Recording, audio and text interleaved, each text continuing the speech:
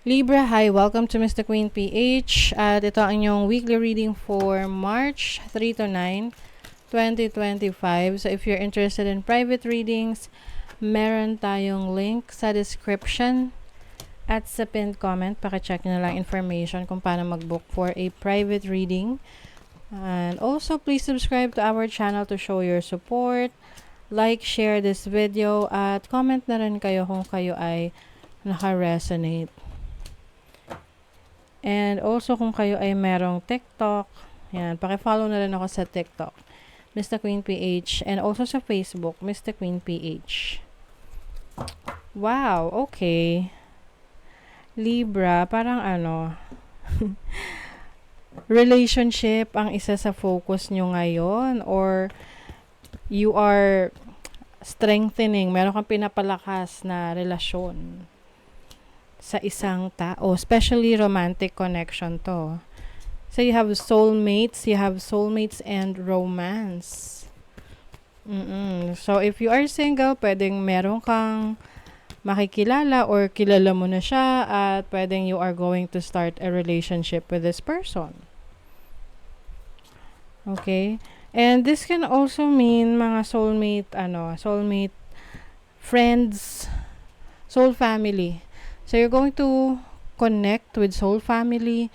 Ibig sabihin yan, ito yung mga taong kahit bagong kakilala mo pa lang is parang ang gaan agad ng kalooban mo sa kanila. Ang gaan agad ng loob mo sa kanila. Oo. Yeah, you are really attracting relationships right now. Maaring merong mga admirers ngayon. Some of you merong naghahabol o may chaser. Someone is chasing you. Okay, so your overall energy is the Four of Wands. This is celebration. Maaring may mga major celebrations within the family. This is also achievement, stability in your career, your finances. May kasalan Yung iba, pwedeng kayo yung ikakasal or a family member, or maaring meron kang aatenan na kasal at meron kang makikilala doon na potential na romantic partner, no? Para sa mga single, syempre. And then your challenge is the Seven of Wands. It's time to protect your energies, Libra, kasi maaring meron mga tao na dinidrain yung energy mo ngayon. Someone na makulit. This can be makulit sa trabaho, like your boss, kinukulit ka sa mga resulta, sa deadline ng trabaho mo, or mga customers, no? Makukulit na customers. So, wag mo hayaan na madrain ka or ma-stress ka sa mga to. Protect your energies.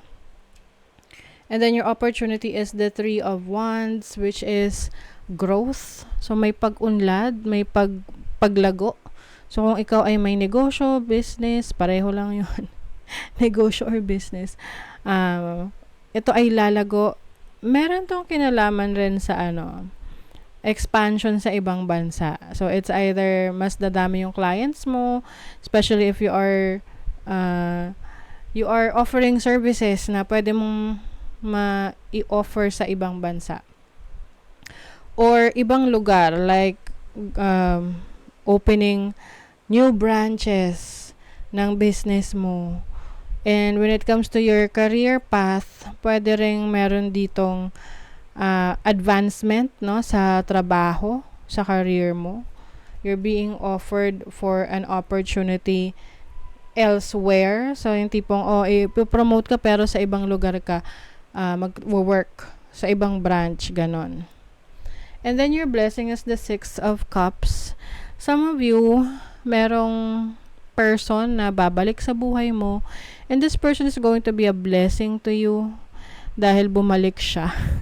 So you may be manifesting this person to come back sa buhay mo, or maari rin namang hindi ito tao, pwedeng isang interest, no? Isang bagay na dati nawalan ka na ng gana na gawin, at ngayon bumabalik siya sa buhay mo, bumabalik yung interest, yung gana na yan, at gusto mo na ipagpatuloy.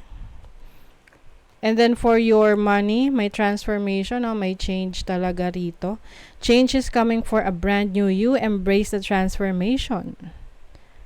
Minsan daw uncomfortable yung change, pero syempre, no, ganun naman talaga eh. Nothing is changed if nothing is changed. Walang magbabago kung walang babaguhin, 'di ba? So, I feel like you're going to be open to changes, and that will bring you happiness, fulfillment in your career, in your business, in your finances. So, sa relationship, may naghahabol.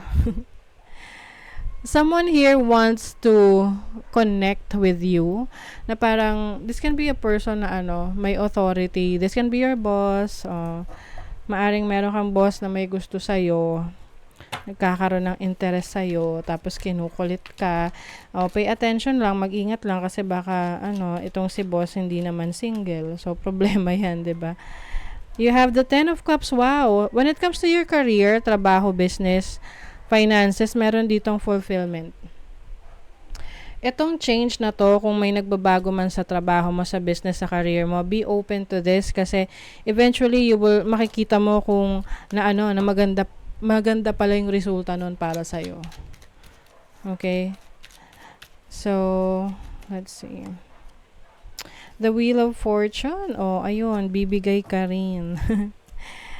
I feel like, meron ditong nagpupursu ng isang person na sa una parang hindi welcoming yung kanyang energy, or parang hindi siya ganun kapabor, or hindi siya ganun ka-warm, but things are going to change.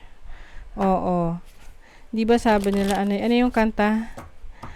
Pag iyong iniwan, hahabol-habol. Ayan.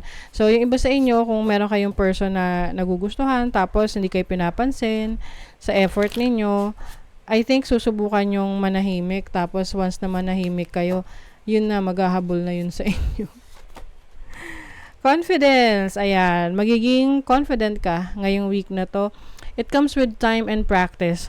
So, syempre, kailangan din, you have to parang ikaw rin mismo yung kukondisyon sa sarili mo na magtiwala ka sa sarili mong kakayanan.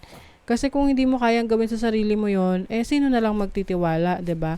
Kung ayan ay hahanapin mo sa iba. So ikaw, manggagaling sa iyo yan, yung confidence na yan.